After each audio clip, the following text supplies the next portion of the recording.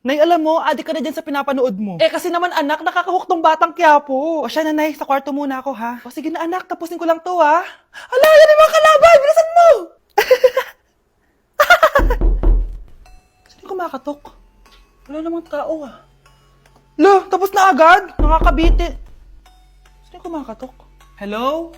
May tao ba dyan? Nay, may narinig ka bang kumakatok? Ah, oo anak. Eh parang wala naman tao sa labas eh. Nay, minumusto na ata tayo. Ah! Sino yun? Ano gagawin natin anak? Lalabas ako anak. Nay, wag please. Deliver. Ay! Ano ba problema nyo ha? Kanina pa ako katok na katok dito. Bingi ba kayo? Ay, sorry. Ba't kasi gantong oras ka nagde-deliver eh? Oh, eto. Pinapabigay ni Coco Martin. Totoo ba? Wow, Nay! Di ba pinapanood mo yun? Si Coco Martin? Unbox na natin, Nay! Uy, may pa-letter pa sa akin si Coco Martin. Siya pala may-ari nito, anak. Wow, ang dami nilang pinadala, Nay. Tamang-tama, anak. Madami tayong hugasin ngayon. Binyagan mo na to. Kaya kayo, abangan nyo na to dahil available na to sa TikTok Shop starting at 11:11. I-follow nyo lang ang @bida ng TikTok. O anak, bilisan mo dyan ha. Gamitin na natin to. Wow, ang bula! Tapos ang bango pa! Tapos ang mura pa! Kaya bida talaga sa bulsa! Grabe ang linis! Araw-araw ko nang gagamitin to! Anak, nakita mo ba yung cellphone ng tatay mo? Nilagay ko dun sa loob ng kabaong niya bago siya ilibing. Ha? Ba't mo naman ginawa yun, anak? May mga importante laman dun. Baka sakaling buhay pa siya para matawagan niya ako. Ay, Diyos ko talaga tong batang to.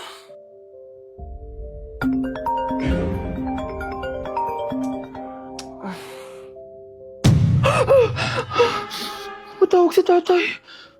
Nay, kailangan natin pumunta sa sementeryo. Tumawag sa akin si tatay. Anak, pwede ba? Wala akong oras makipagbiruan sa'yo. Marami pa ako tatapusin trabaho. Pero Nay, pag di ka pa tumigil, kukunin ko yung cellphone mo. Tay, sumagot ka. Alam kong buhay ka. Sa lahat ng pwede kong makita, ikaw pa talaga. Jessica, tinatawagan ko lang tatay ko. Nababaliw ko na talaga, no? Patay na tatay mo, di ba? Baliw. Hindi, buhay siya.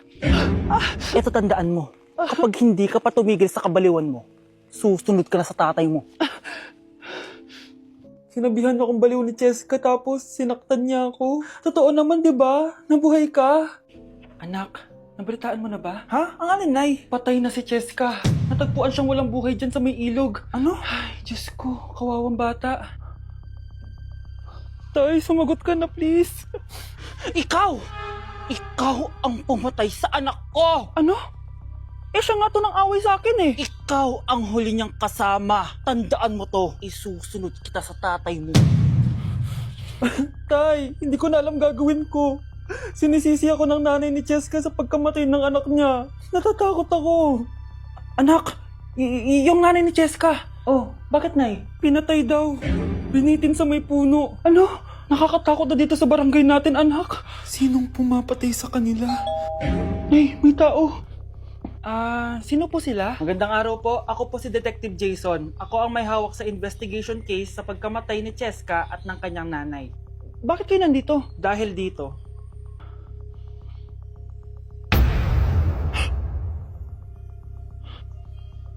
Nay, ikaw pumatay sa kanila? Oo, anak. Narinig ko lahat ng mga sumbong mo sa tatay mo. Cellphone ni tatay. Pinangako ko sa tatay mo bago siya mamatay na poprotektahan kita kahit makapatay man ako ng tao. Sumama ka sa akin, ma'am, para ma-interview ka namin. Tandaan mo to, anak. Kahit nasa kulungan ako, poprotektahan kita. Tumawag ka lang.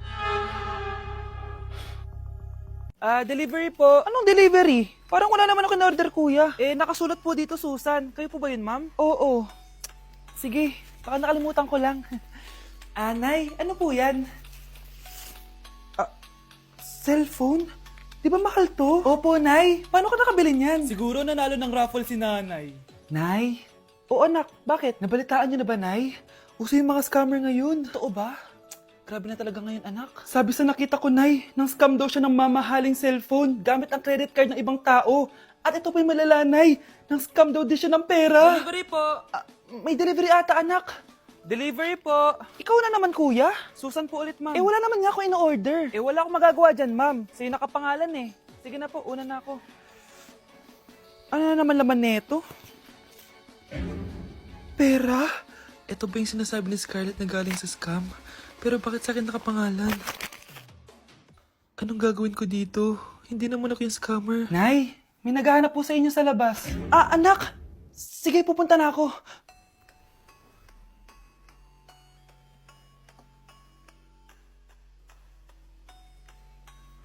Ah, hello po. Ano pong kailangan nila? Kayo po ba si Susan, ma'am? May natanggap po kasi akong report na kayo daw po nangi-scam.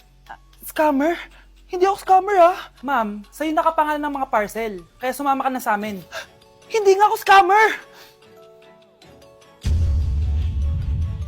Ikukulong ka na namin. Huwag niyo ko ikulong! Hindi ako scammer! Itigil niyo na yan! Hindi si nanay ang scammer. Pero nasa bahay na to, ang totoong scammer. Anak? Oh, Nay. Gising ka pa? May ibibigay lang ako sa'yo. Oh, eto. Good luck to, ha? Dreamcatcher to, Nay, ah. Oo, anak. Ang sabi nila, magsabi ka lang ng wish mo dyan, matutupad. Malay mo naman, di ba? Thank you, Nay. Dreamcatcher. Matry nga to. Sana maging top 1 ako sa klase namin. Anak! Congrats! Bakit po, Nay? Ikaw daw ang top 1 sa klase nyo! Totoo ba, Nay? Totoo nga to.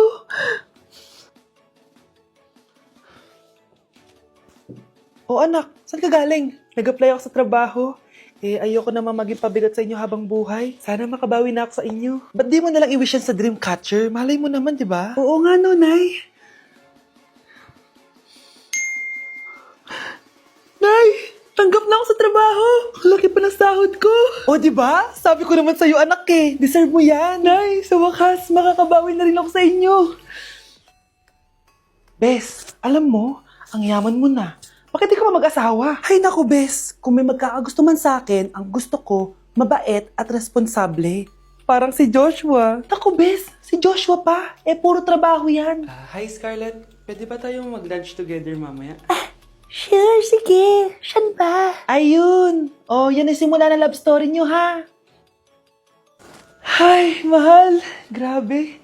Natupad na natin yung mga pangarap natin. May anak tayo. May malaki tayong bahay. May maayos tayong trabaho. Ay, sa wakas. Proud ako sa ating dalawa, mahal.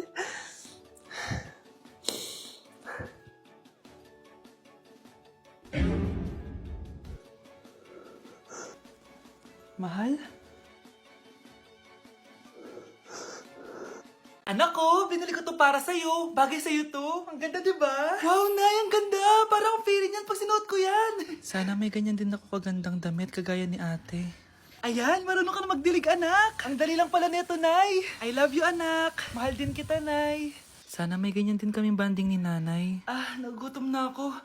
Nay, may ulam pa? Ay, sorry anak. Kinain na kasi ng ate mo yung ulam eh. Sige Nay, di na po pala ako gutom. Sana pinagtitira din ako ni nanay ng ulam. Alam mo, Bes, favorite talaga ng nanay ko yung ate ko. Feel ko tuloy, ampun lang ako. Bes, what if hanapin mo yung birth certificate mo? Malay mo, ampun ka lang talaga. Asan yung birth certificate ko? Kay ate to ah. May stage 4 cancer si ate. Oo, anak. May cancer ang ate mo. Anay! Kaya palagi nasa ate mo yung attention ko kasi ine-enjoy ko lang lahat ng oras na nabubuhay pa siya. Nay, sorry kung nagduda ako kung anak mo ba talaga ako. Ngayon, alam mo na, anak. Ano, Nay? May cancer ako? Kailan niyo palang sabihin sa akin to, ha? Anak! Kaya di ko sinasabi sa iyo kasi baka di mo kayanin. May cancer ako. Anak! Ate! Hello, Bes. Sinundan ko si Miguel. Bes, ano nakita mo? May iba na ba siya? Confirm. May kabit yung jowa mo. Ha? Sino naman magiging kabit niya? Kabit niya si Scarlett. Hello, Bes? Nasaan ako? Anong gagawin niyo sa akin? Tama na! Bakit ka nagmamanman sa bahay namin? Spy ka ba? Walang yaka! Inago mo yung jowa ng best friend ko! Pinagsasabi mo, be! Ako, ang tunay na jowa ni Michael. Never naman nagustuhan ni Michael yan si Samantha kasi ang pangit niya, no? Ganun ba? Oo, kaya magdusa ka dyan. Wag! Jessica? Samantha! Tara, tatakas kita.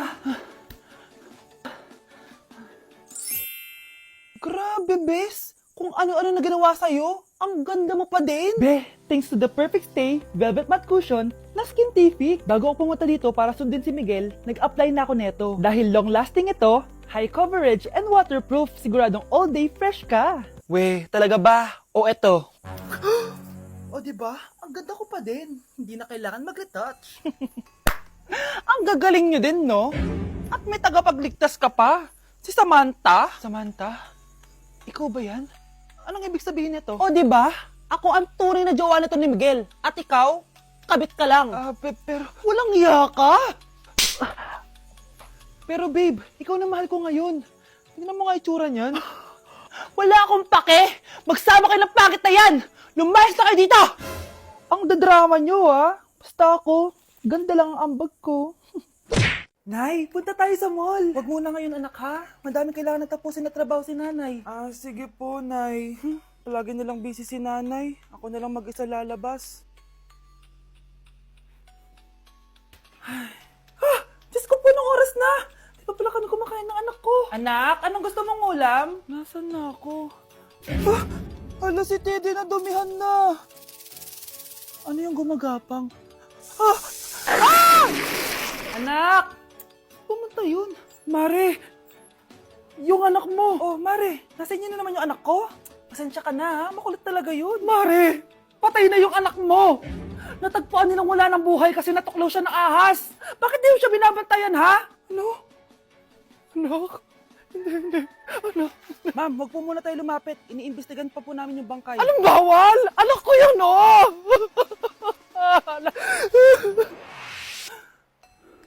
Nay, punta tayo sa mall. Anak, buhay ka. Sige anak, labas tayo. Punta tayo ng mall. Yay! Pumunta kami ng mall. O anak, nag-enjoy ka ba sa mall? Opo, Nay. Nag-enjoy talaga ako. Kaso, nagugutom na ako, Nay. Kumain ka na, anak. May tira pang pagkain dyan sa lamesa. May aasikasuhin lang ako trabaho, ha? Sige po, Nay. Ang sarap! Salamat naman at nabuhay ang anak ko. Anak, tapos ka na ba Anak! Anak! Anak! Ayoko mawala ka ulit sa akin! Nay, punta tayo sa mall. Bumalik na naman ako.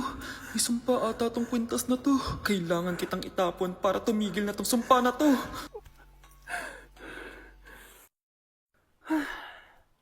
Teka, kwintas ba yun? Sino naman nagtapon nitong magandang kwintas na to? Sayang. Akin na lang. Ano matawag?